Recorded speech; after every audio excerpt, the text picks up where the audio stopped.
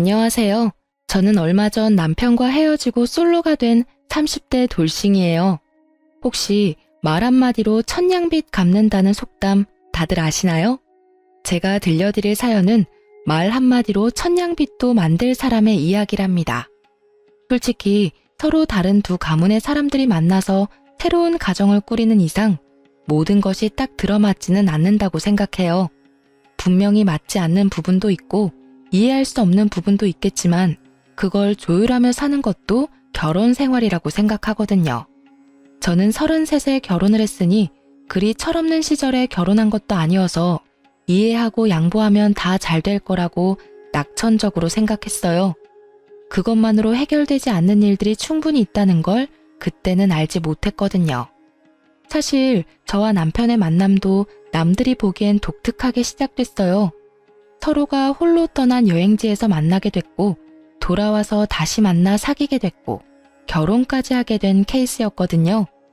그래서 그런지 처음부터 우리는 운명이 아닌가 하는 생각에 잔뜩 사로잡혀 있었던 것 같아요.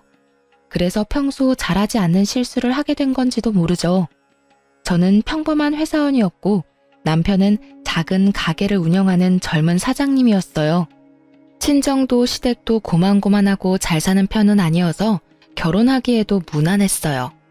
그렇게 결혼했는데 아이는 금방 생기지 않더라고요. 그래도 저는 그렇게 급하게 굴지 않았어요. 지금 생각해보면 생각보다 만만치 않은 시댁 식구 때문에 아이를 낳는 게 나중에 힘들지도 모른다는 어떤 예감이 들어서 애가 생기지 않았던 건지도 몰라요. 물론 그런 것 때문에 아이를 낳지 않으려 애쓴 건 아니었어요. 오히려 애는 썼지만 생기지 않았으니까. 왜 그런 생각을 했냐면 결혼 후에 드러난 시댁 식구들과 남편의 민낯 때문인데요. 남편은 결혼 전에는 자상하고 친절한 가정적인 사람이라고 생각했는데 결혼하고 나니 힘든 상황이 오면 먼저 발을 빼는 사람이더라고요. 특히 저와 시모가 다투게 됐을 때는 빛보다 빠르게 그 현장에서 사라지는 게 남편이었거든요. 그리고 일이 어느 정도 해결될 때쯤 조용히 모습을 드러내는 그런 사람이었어요.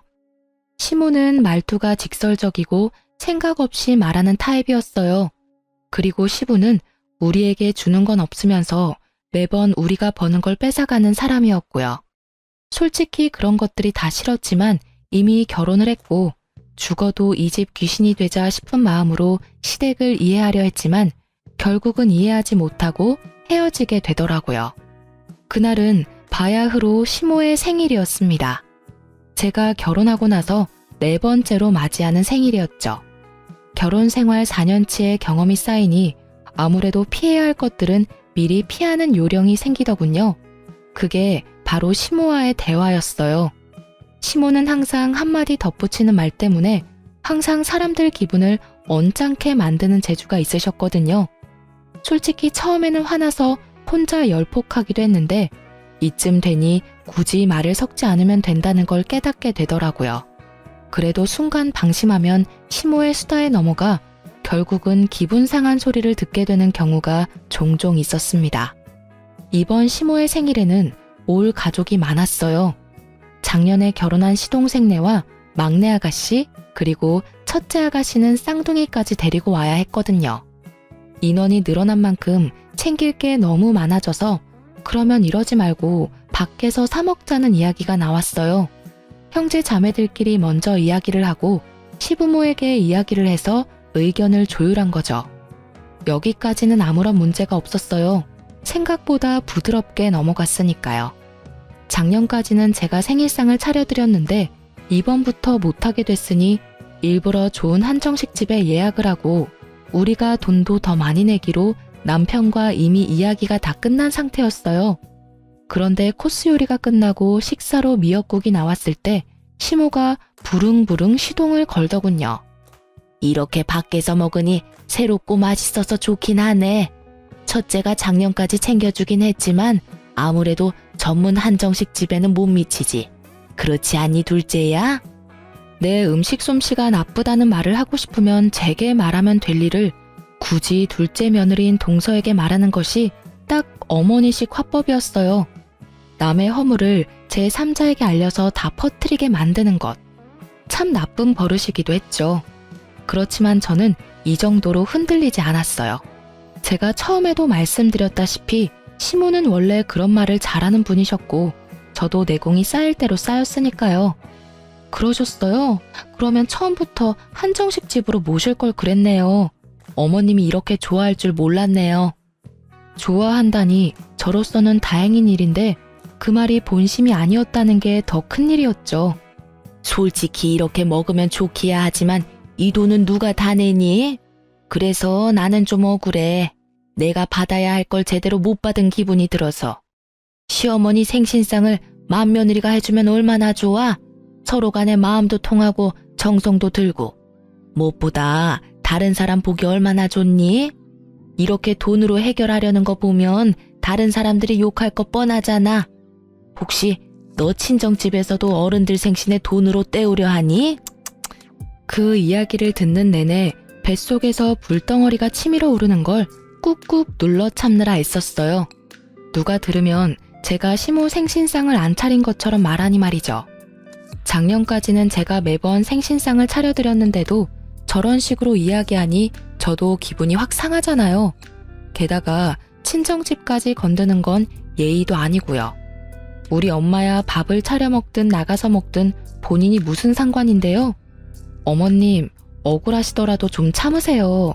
이렇게 밖에서 식사하자는 것도 도련님, 동서 아가씨들 모두 그렇게 하자고 해서 그런 거예요.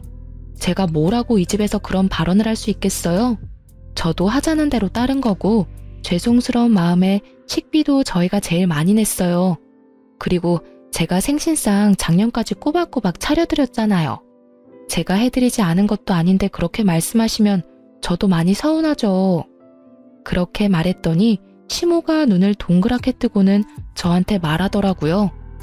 넌 무슨 말을 그렇게 감정적으로 받아들여? 그냥 내 생각이 그렇다는 거야. 누가 너더러 그렇게 해달라고 했니? 그럴 거였으면 생일 되기 전에 미리 말했을 거다. 나 참 어이가 없어서 한마디 했더니 아주 100마디 말로 시모를 나무라네. 그런 생각이 드셨으면 생각만 하시지 왜 그걸 딱 동서를 꼬집어서 말씀하셨어요? 다른 사람들 앞에서 제가 어떤 사람이 되었는지 아세요? 시어머니 모시지 않는 천하 불효의 며느리로 만드셨는데 그럼 제가 그런 말도 못하나요? 제 말에 남편이 더 놀라 저를 데리고 나가더군요. 저는 이미 화가 나서 기분이 상해 있는 상태였고 남편은 답답한 듯 머리를 쓸어넘기며 저한테 말하더라고요. 당신 왜 이렇게 못나게 굴어? 어머님이 그런 분인 거 다 알고 있잖아. 그럼 좋게 좋게 넘어가면 되지 왜 긁어 부스럼을 만들어? 어머니랑 똑같은 수준으로 행동하냐고. 여태까지 잘했으면서 왜 지금은 못 참는 건데? 참는 게 더 이상한 거 아니야? 아니 나 욕하려면 나한테 하면 되고 내 욕만 하시면 되지. 친정엄마 들먹이는 거에 꼭 동서한테 들으라는 식으로 이야기하면 내가 뭐가 돼. 사람들 앞에서 내가 잘못했다고 까발리면서 욕하게 만들고 싶으신 거잖아. 이 집에서 나 혼자 욕먹으면 다 해결되는 일이야? 그래서 나는 내내 참아야 하는 거야. 내가 언제까지 참아야 하는데? 그래, 그건 좀 심했다고 나도 생각은 했어. 그렇지만 너도 평상시처럼 좋게 넘어갈 수 있었잖아. 제대로 처신할 수 있으면서 왜 너도 애처럼 굴어? 엄마랑 싸운다고 해결되는 건 아무것도 없는데 그냥 흘려들어. 아무도 그게 진짜라고 생각하지 않으니까. 진짜라고 생각하지는 않겠지. 그런데 어머님이 나한테만 계속 그러시면 나중에 어떻게 되는지 알아? 나는 욕바지가 당연한 사람이 된다고. 그런 분위기가 계속되면 언제까지고 나 하나만 희생하면 되는 그런 상황이 되는 거라고. 비약해서 생각하지 마. 그리고 진정해. 좋은 날 망치지 말고 그냥 조용히 해결하자, 어? 나 정말 이렇게 둘 사이에 끼이는 거 엄청 스트레스거든? 스트레스는 제가 다 받고 있는데 저딴 식으로 말하는 남편을 보니 더 화가 나더라고요. 그래도 참았어요. 그래, 원래 그런 거다. 그런 사람이다. 그렇게 생각하며 다시 돌아왔는데 시모가 아주 눈물을 흘리며 피해자 행세를 하고 계시더라고요. 넌 어떻게 나한테 그런 말을 할 수가 있어? 네가 나를 평소에 그렇게 생각했으니 그런 말을 내뱉었겠지. 너한테 내가 시어머니이긴 하니? 어떻게 동네 지나가는 아줌마들한테 하는 것처럼 화를 낼 수가 있어? 죄송해요, 어머니. 그렇지만 저도 어머니가 평소에 저를 어떻게 생각하고 계셨는지 잘 알게 돼서 다행이라고 생각해요. 앞으로는 이렇게 대접해드리고도 욕먹는 짓 안 하도록 아예 처음부터 아무것도 안 할 테니까 그냥 처음부터 편안하게 욕하세요. 욕 얻어먹을 짓 하고 욕 얻어먹는 건 저도 그렇게 억울하진 않거든요. 솔직히 그게 더 마음 편해요.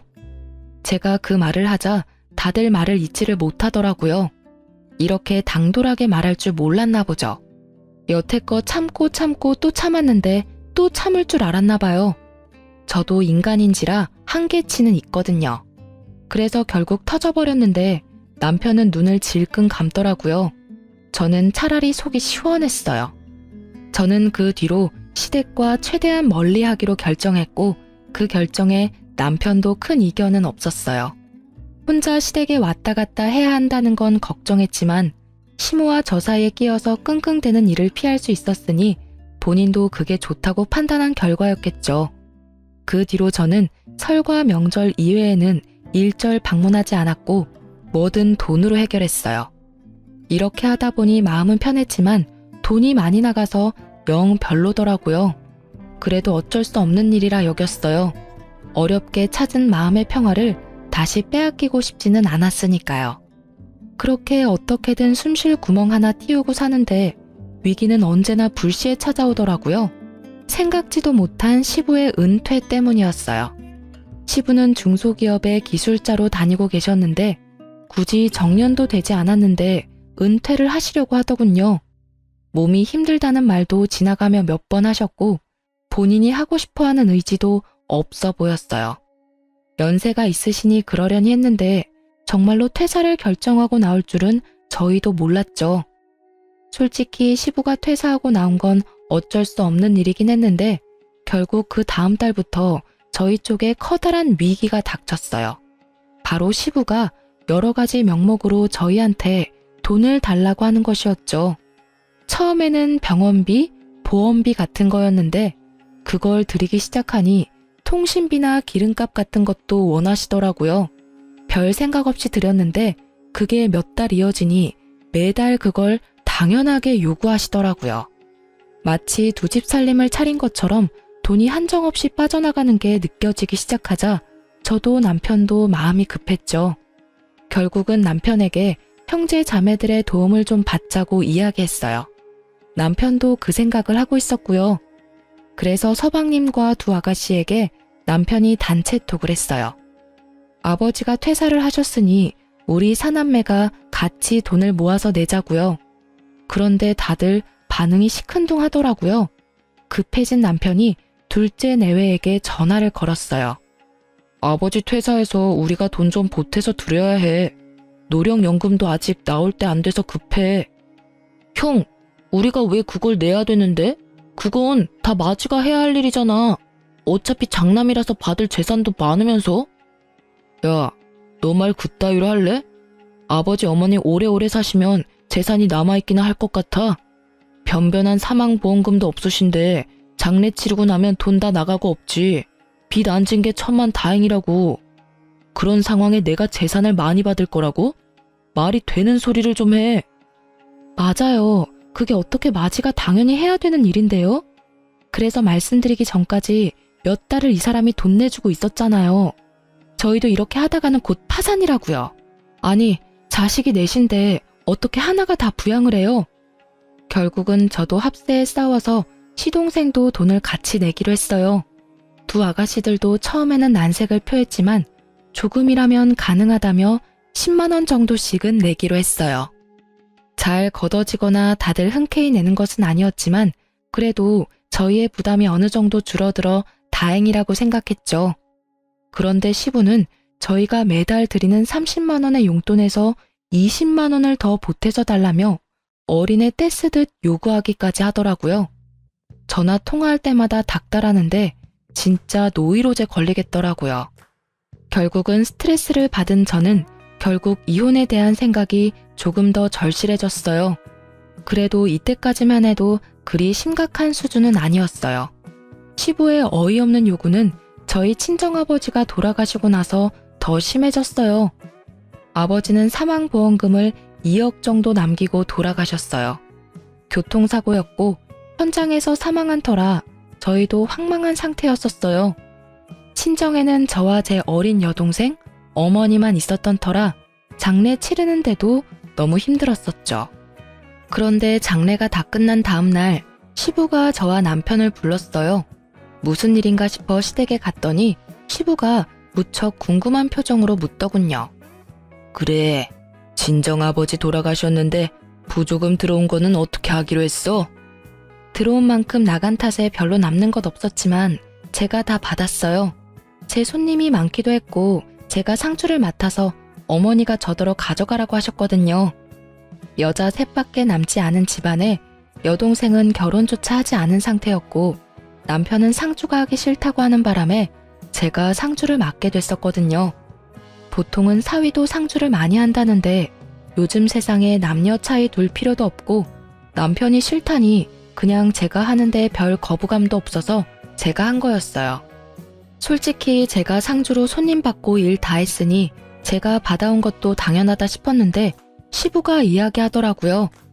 그래, 그 돈 다 너희 것이니 다 받아와야지. 친정에서 아무리 우겨도 그건 너희 돈이야. 친정이라도 그런 건 확실히 해야 나중에 뒤탈이 안 생겨. 웬일로 멀쩡한 말을 하나 싶었는데 다음 말로 그 생각이 와장창 무너졌어요. 그런데 다돈 어른 보험금은 어떻게 하기로 했냐? 그것도 네가 가져오는 거야? 가족이 셋뿐이니 셋이서 나누기로 했어요. 별 생각 없이 던진 말이었어요. 그렇게 하기로 결정이 된 상태였고 친정엄마가 저한테 7천만 원을 주기로 하셨어요. 그래, 그렇게 해야지. 당연한 일이야. 다망보험금도 다 같이 나누는 게 맞는 일이지. 그렇게 말하는 시부를 보며 왜 저런 당연한 말을 하시지 싶었는데 그 다음 날부터 시부에게서 전화가 왔어요. 아유, 며느라가 내 차가 요새 말을 안 들어. 어떻게 고치긴 해야 할 것 같은데 돈이 많이 들 것 같아서 고민이구나. 어떻게 해야 좋겠니? 차가 고장 나셨어요? 일단 그이한테 전화해서 물어보는 게 더 빠를 것 같아요.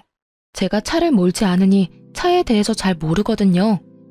차에 대해 전혀 모르는 저한테 전화를 하시길래 남편에게 전화해보라고 했는데 그 다음 날부터 남편은 차를 사야 한다는 시부의 닥달에 시달린다며 저한테 하소연을 하더라고요.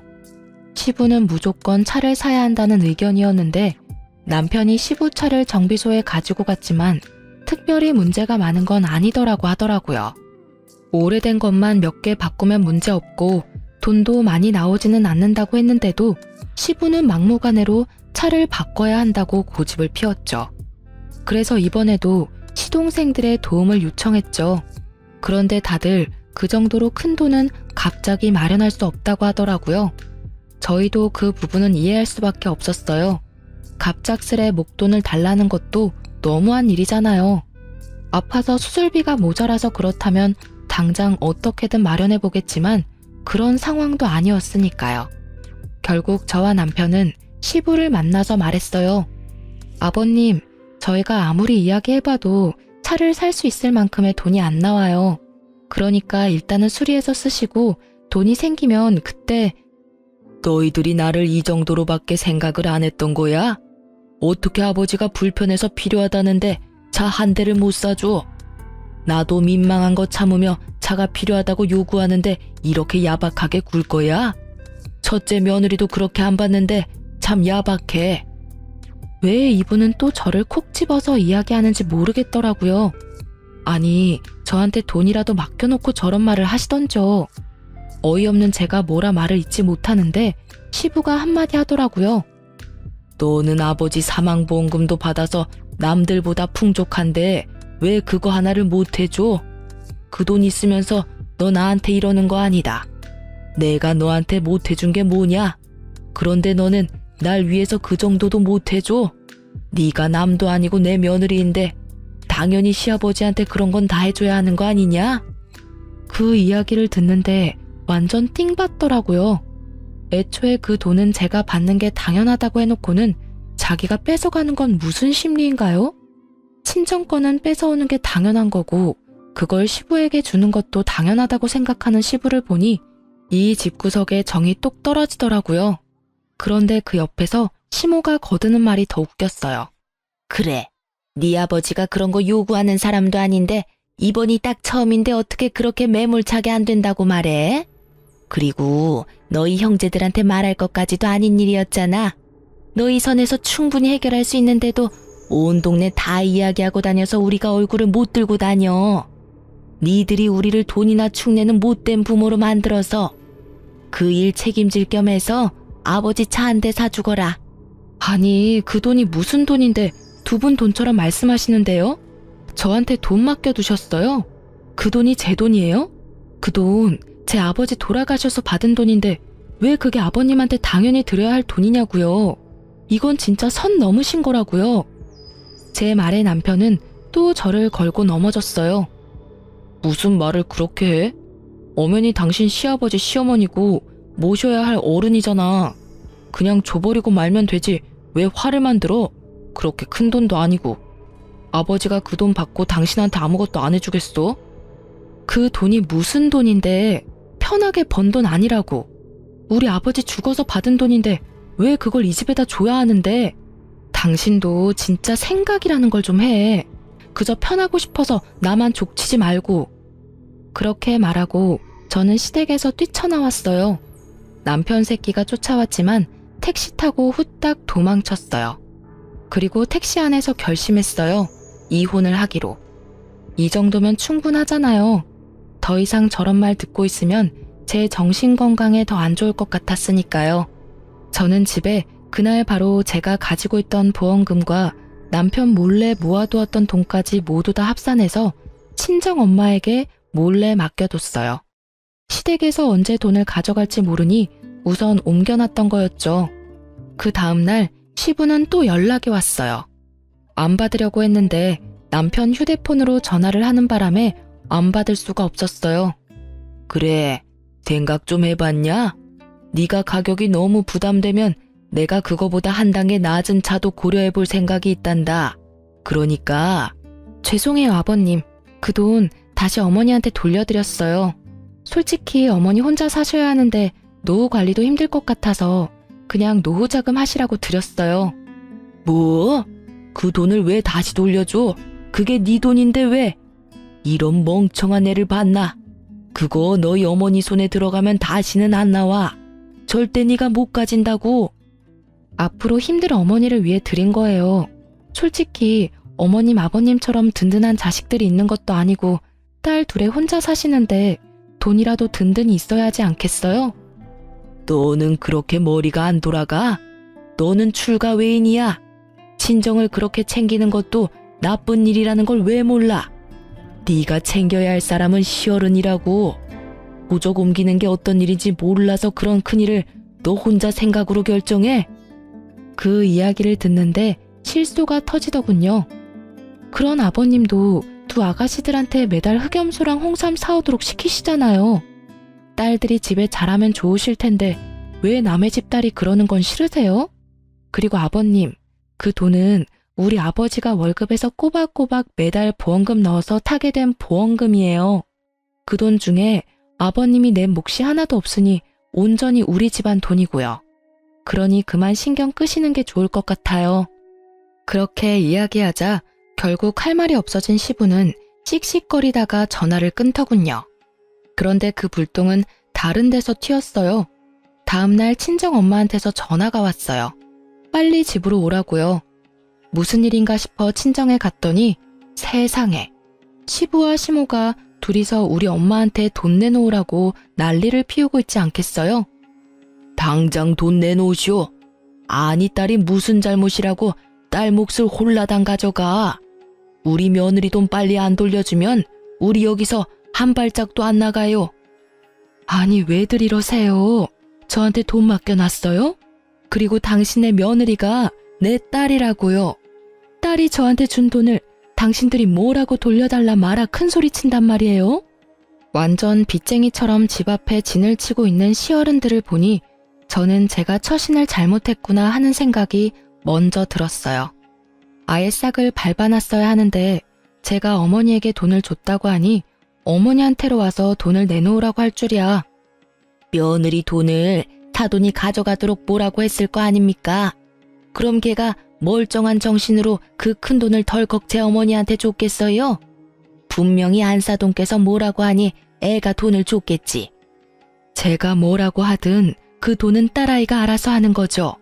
사돈분들이야말로 완전 남이면서 어떻게 여기까지 찾아와서 돈돈거릴 수가 있어요? 염치라는 게 있어야지. 이렇게 뻔뻔하게 찾아와서 남의 남편 보험금을 내놓으라 말아 난리냐고요. 시부와 시모는 저희 엄마를 잡아먹을 것처럼 아주 둘이서 협공을 하더라고요. 그만하세요, 어머님, 아버님.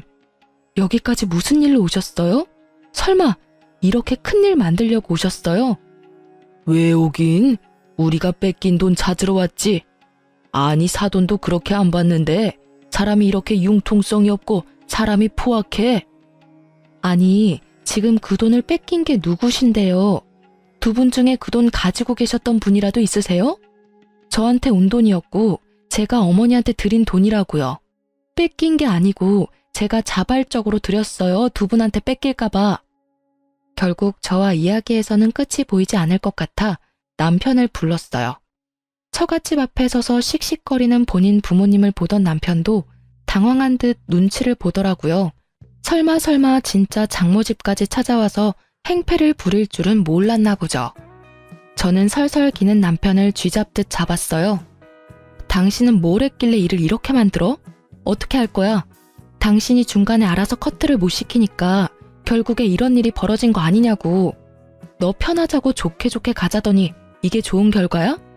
당신 두 눈으로 똑똑히 봐. 우리 엄마가 지금 무슨 꼴을 당하고 있었는지. 매번 나한테 좋게 넘어가라고 하더니 도대체 당신은 뭘 하느라 이런 일이 터질 때까지 그냥 뒀어? 제가 큰 소리 내며 남편 탓을 하니 시모가 저한테 삿대질을 하며 말하더라고요. 이게 어디서 어른들 다 보는 데서 남편을 잡아? 네가 뭔데 귀한 우리 아들한테 뭐라 하냐고. 이게 오냐 했더니 누구를 호구로 보고? 어머니야말로 저희 집안을 호구로 보셨겠죠. 그게 아니면 감히 아버지 사망보험금을 시아버지 차살 돈으로 달라는 게 말이나 돼요? 이제 끝이야. 당신하고 더 이상 같이 못 살아. 아니, 안 살아. 이혼해.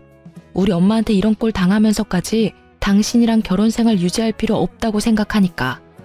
제 말에도 남편은 이 상황이 혼란스러운지 갈피를 못 잡더라고요.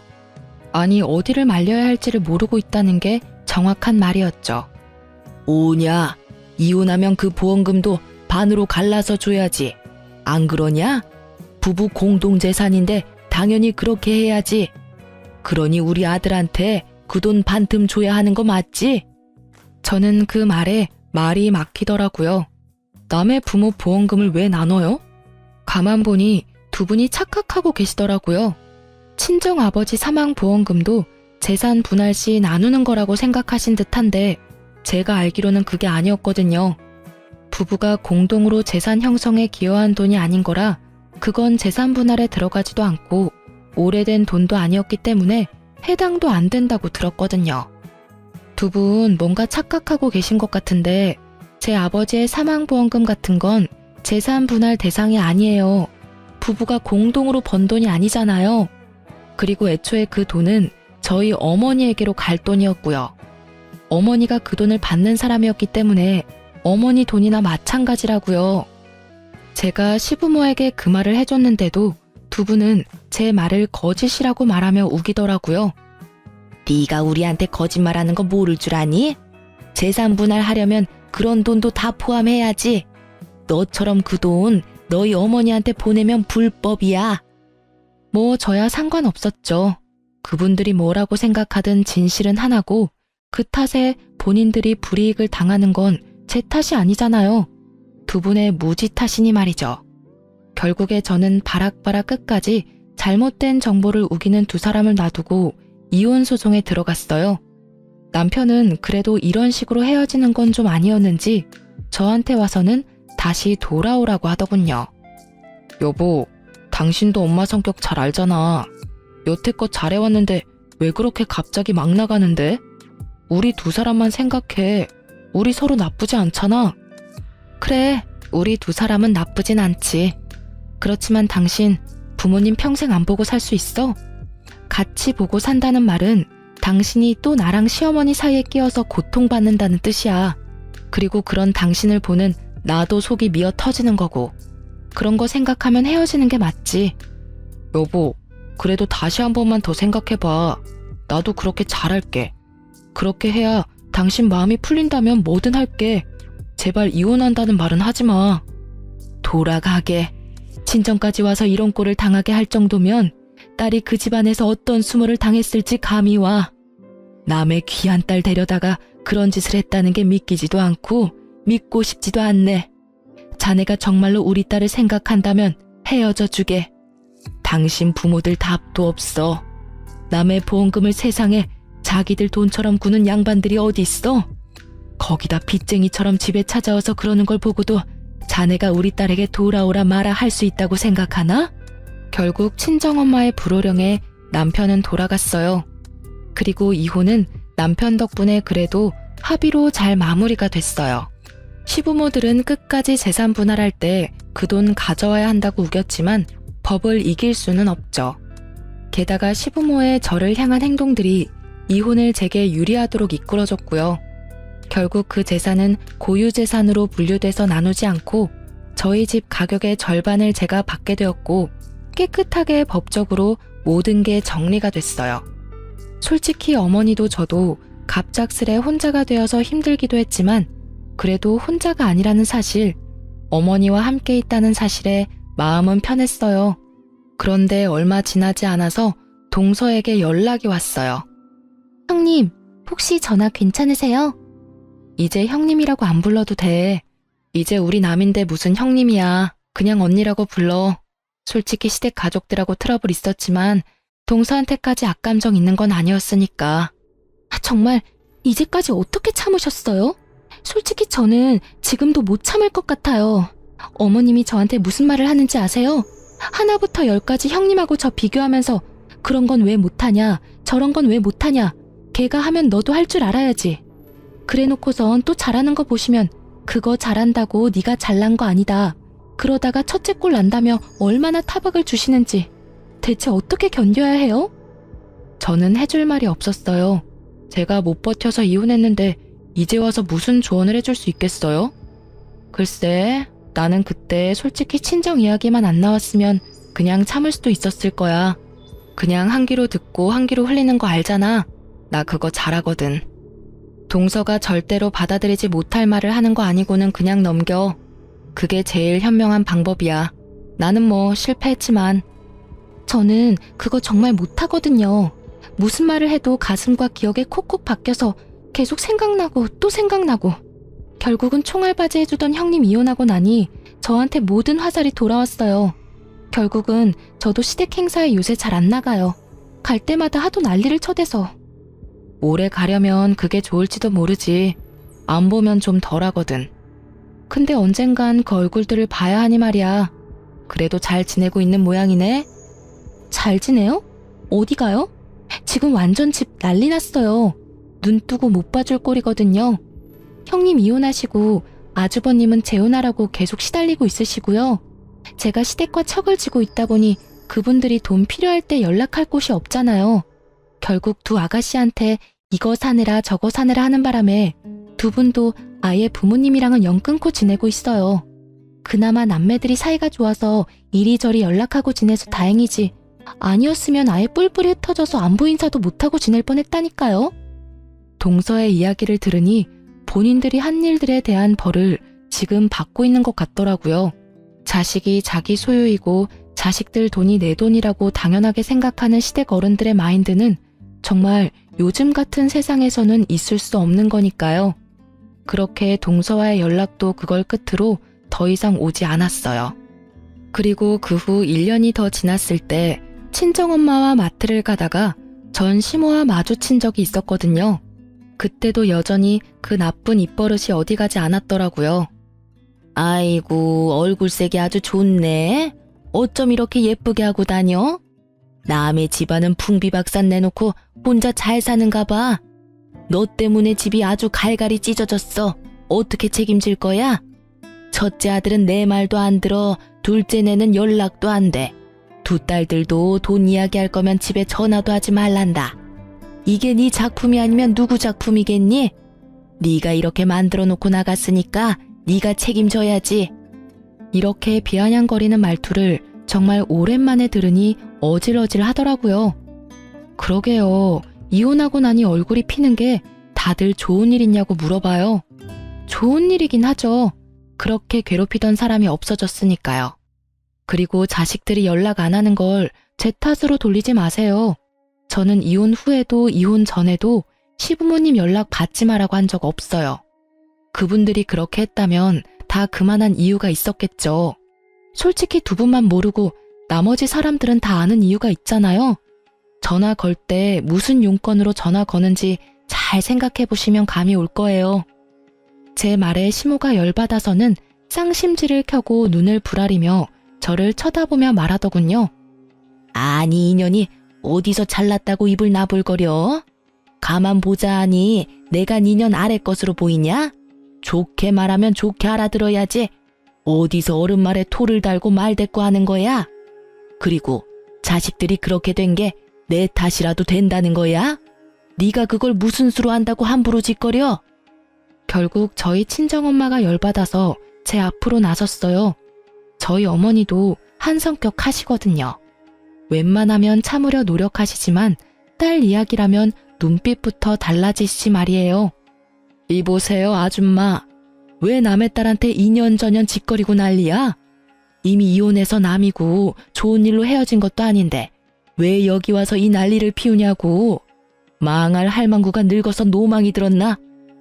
노망? 이 할망구가 말 다 했어. 네가 자식령 교육을 똑바로 못 시켜서 이런 일 일어난 거잖아. 교육? 아줌마야말로 자식들한테 잘했으면 일이 이 지경까지 왔겠어? 그 집 자식들 다 떠난 게 왜 우리 딸 잘못이야? 당신들이 하도 잘못을 많이 했으니 자식들이 다 꼴 보기 싫어 떠난 거지. 웃기지도 않아. 자기가 잘못해놓고 남한테 왜 덤탱이야?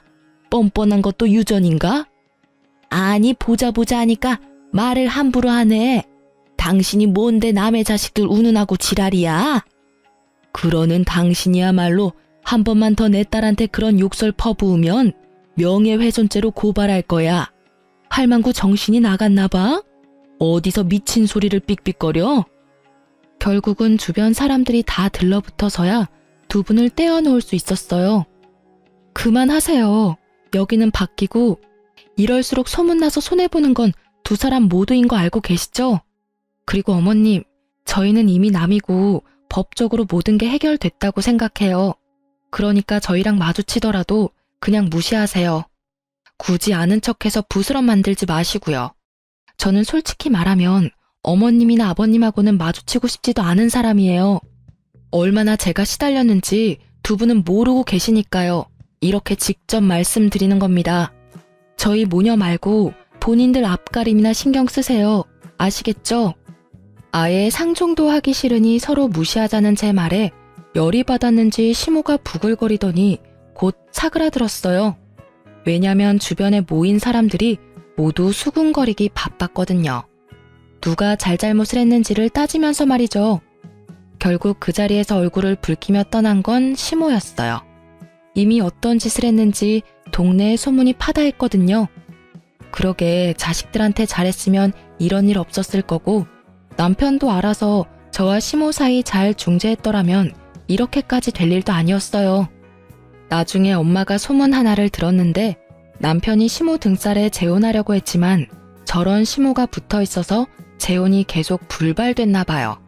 거기에다 남편 본인은 시모와 아내 사이에서 조율하는 게 힘들었었으니 다시는 그 경험을 하고 싶어 하지 않아서 재혼 생각은 아직 없는데도 시모가 계속 여자를 붙여주니 골치가 아픈 상황인 듯 하고요. 그리고 시모와 시부의 행동이 소문이 다 난 탓에 소개받은 여자들도 자식들과 영 끊고 사는 시얼은 독박 부양해야 된다는 걸 깨닫고는 점점 소개해주려는 사람도 사라졌다고 하더라고요. 그러니 며느리를 돈줄로 생각하면 안 되는 거였죠. 이렇게 소문날 거 왜 그렇게 난리법석을 떨었는지. 저와 남편 사이에 아이가 없었으니 혼자가 된 것도 나쁘지만은 않았어요. 만약 애가 있었다면 더 크게 힘들었을지도 모르고 이렇게 이혼을 결심하는 것도 힘들었을 거예요. 그렇지만 만약 똑같은 일이 벌어났다면 이혼을 하지 않겠다는 결정은 없었을 게 확실해요. 만약 내 아이가 있었더라면 그 아이에게 또 다른 불똥이 튀었을지도 모를 일이잖아요. 현재는 욕심 많고 말버릇 나쁜 시부모 때문에 제 인생에 이혼 경력이 한 줄 생기게 된 건 참을 수 없을 만큼 짜증이 날 뿐이에요. 지금 생각해보면 그런 말이 있잖아요. 말 한마디에 천냥빚도 갚는다는데 시부모들은 말 한마디로 천냥빚을 얻을 사람들인 거죠. 그래도 그런 사람들에게서 빨리 벗어날 수 있었던 것만으로도 지금은 감사하게 생각하는 중이랍니다. 그리고 항상 생각해요. 말하기 전에 한 번 더 상대방을 생각하기. 오해가 생기기 전에 얼른 풀어주기. 민감한 이야기는 몰래 하기. 그런 버릇이 시모 덕분에 생기게 된 거라 그 부분만큼은 감사해요. 살아있는 경험으로 얻게 해준 능력이니 말이죠. 그리고 시부 덕분에 경솔하게 말을 꺼내는 일도 없어졌으니 참으로 고마운 일을 하시기도 했죠. 저희 시부모님 사연 어떻게 들으셨나요? 정말 사소한 것에서부터 시작된 일들이 결국에는 이혼까지 가게 만들었다는 게 어떻게 보면 참 신기하기도 해요. 말 한마디, 행동 하나 그런 것들이 상대방에게 크게 영향을 미칠 때도 있잖아요. 저에게는 두 시어른의 행동이 제게 이혼이라는 결정을 하게 만든 가장 큰 영향을 끼쳤다고 생각해요. 그래서 지금도 언제나 말은 조심스럽게 하고 다닌답니다.